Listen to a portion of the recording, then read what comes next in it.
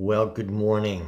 And if you are joining me live on this lovely Wednesday morning in July, first of all, let me say how happy I am that you are. It's with the summer months, we are thinking about vacation, and this year we're actually thinking about going places, and we are thinking about this Sunday when all of our provincial restrictions are going to be lifted. It's really a great and fun time to be alive.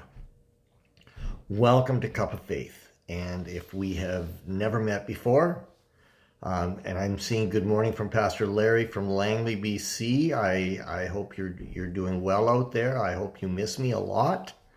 But if I've not introduced myself to you before, my name is John Mullen. Brenda and I, we are part of the Church of God in Moose Jaw and have been for decades, even when we were living in other cities and towns in pastoral ministry or the inner city of Winnipeg working with the poor or other executive positions.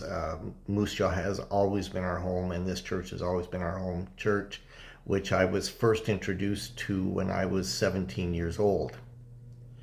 And it was through the ministry of this church that I became a Christian, and I was baptized, and I was launched into ministry. We were married. There's so much history for us, and with that is not entitlement, but gratitude. I wanted to talk to you a little bit today, and as we close up this series on the 23rd Psalm and Maslow's hierarchy of needs. And let me preface it by saying that regardless of our beliefs, whether we are Christian or not, or whatever it is, regardless of our social status, regardless of our past, our wealth, our sexual orientation, our race, whatever it is, we are complex people with complex needs that God Himself has designed in us and fulfills in us. And the good news is, and I love the concept that the gospel literally means good news, and there is good news for us for today, is that the same God who takes care of me will supply all your needs from His glorious riches, which has been given to us in Christ Jesus. The words of the Apostle Paul in Philippians chapter 4, verse 19. Needs are not just about food and shelter and money. Needs are about the complexity, because the scriptures say, fearfully and wonderfully we were made, and that we know very well. So I'm just keep coming to grasp with this myself, that we are complex people and God meets all of our needs. So as I was saying before earlier, the American psychologist Abraham Maslow, he had labeled our complex needs into five categories. And interestingly enough, and maybe he borrowed this from the 23rd Psalm, but they were already found in the 23rd Psalm. So let me review for a moment. 23rd Psalm, verse 1, the Lord is my shepherd, and I have all that I need. These are our physiological or our physical needs, where our need for food and water and warmth and rest, and the Lord provides everything we need. And I'm going to share with you in a moment an interesting theme that seems to take a little turn in the last verse. The second thing is that he lets me rest in green meadows, and He leads me beside peaceful streams. This is our need for safety, for security, to know that we are protected. The third need, or the third verse is, the third and fourth verse, He renews my strength and guides me along right paths and brings honor to His name. Even when I walk through the darkest valley, I will not be afraid, for You are close beside me, and Your rod and Your staff, they protect and comfort me. This is not as much the safety need as it is the love need, to know that when we are going through the hard times, that we're not going through them by ourselves, that we're not alone, that we are loved enough so that someone would journey with us, and our shepherd does that.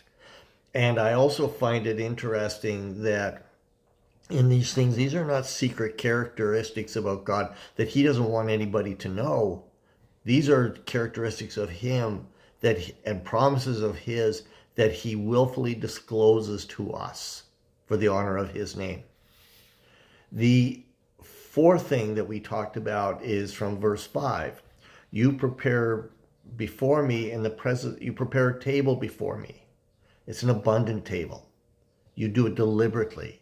And you anoint my head with oil, and my cup runs over. This is our self-esteem need, the need for validation. And when we feel that we are unloved or unlovable and people are against us, our shepherd deliberately prepares this abundance, these blessings, these overflowing blessings for us. So the question for the Christian is not, is the glass half full or is the glass half empty?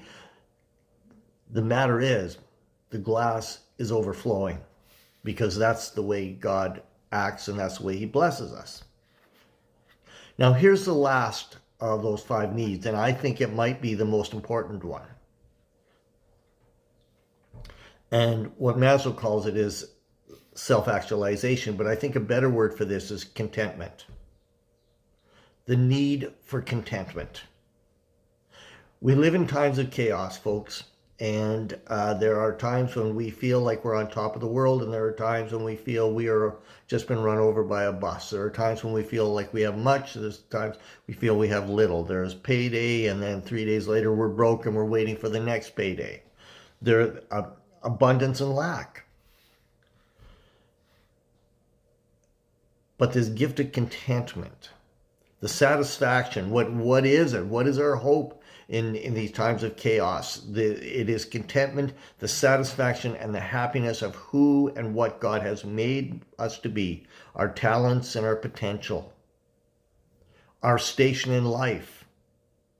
It is to not compare ourselves to someone else or for what someone else has. There will always be somebody more talented than I am. There will always be somebody that has more than I do. But to be satisfied with exactly the way God has made me and knowing that he has put me in a unique place and given me unique talents that are specific to help bless and meet the needs of others. To know that my station of life, that this is where God wants me to be, and I'm satisfied with that. So here's the verse, the last verse. Surely your goodness and unfailing love will pursue me all the days of my life, and I will live in the house of the Lord forever. Let me give you a literal translation to this, if you don't mind. It is firmly established. That's what surely means. It is firmly established. God has firmly established it. That goodness and kindness are not going to pursue me. They're going to chase after me all the days of my life. And I will make myself at home in the house of Yahweh for a long number of days.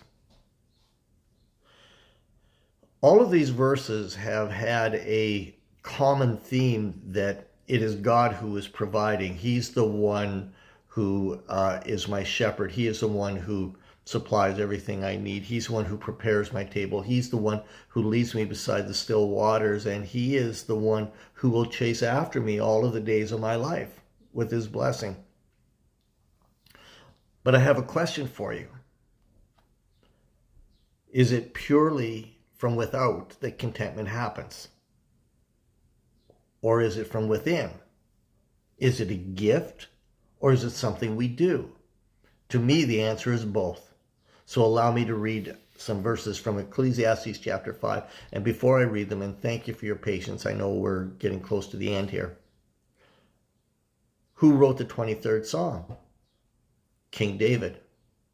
Who wrote Ecclesiastes 5? His son Solomon. And I think Solomon had learned from his father about contentment. So allow me to read Ecclesiastes chapter 5, beginning at verse 18.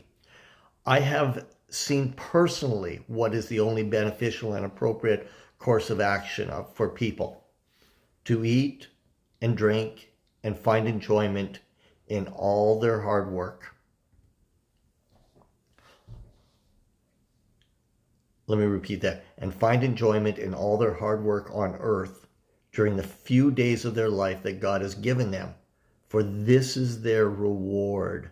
To every man whom God has given wealth and possessions, he has also given him the ability to eat them, to receive his reward and find enjoyment in his toil. Now, I love that because we think that contentment is only for those who have little, that they should be satisfied with little because the Lord is their portion. I also think that it is very difficult for wealthy people to find contentment, but it is possible, and it is to be sought after, and it's to be admired.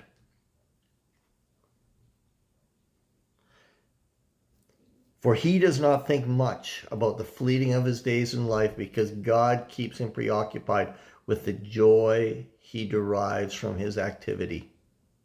So that was Ecclesiastes chapter 5, verses 18 through 20. So I leave you with a final thought on this series and on this particular thought. How do we get contentment?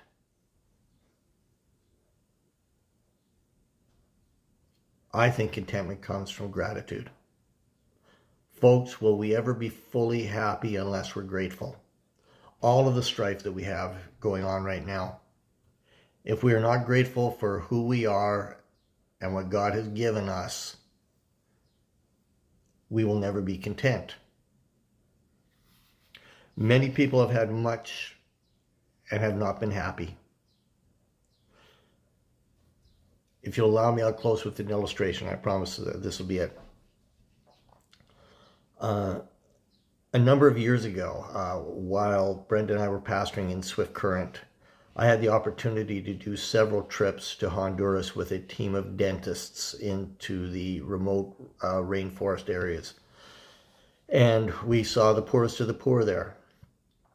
And the dentists would come, and they would do extractions, and they would do fillings, and they would do lots of really great work for people, because dental hygiene and dental health is actually very important to all of your health. And I would go as kind of a chaplain and a general worker, and I would do anything I was asked to do, except I would never, even if invited to, I would never pull someone's tooth. And I would show up at the airport in a minivan, and they would show up in Mercedes and BMWs and Porsches and everything. And I came from a modest home, and they came from beautiful homes in wealthy areas because they were wealthy professionals. As we talked, though, as I got to know them, I found how little money really solved for us. They struggle with marital issues. They struggle with family issues. They struggle with emotional issues. All of the things that you think money would protect you from and make you happy, it didn't do it. And so while God blesses us with great abundance, and he promises to, and he wants to, I think we are called to contentment. To be content with what God gives us, but ultimately to be grateful for it. So I leave you with that today. Bless you, my friends. We love you, and cheers. Enjoy your cup of faith.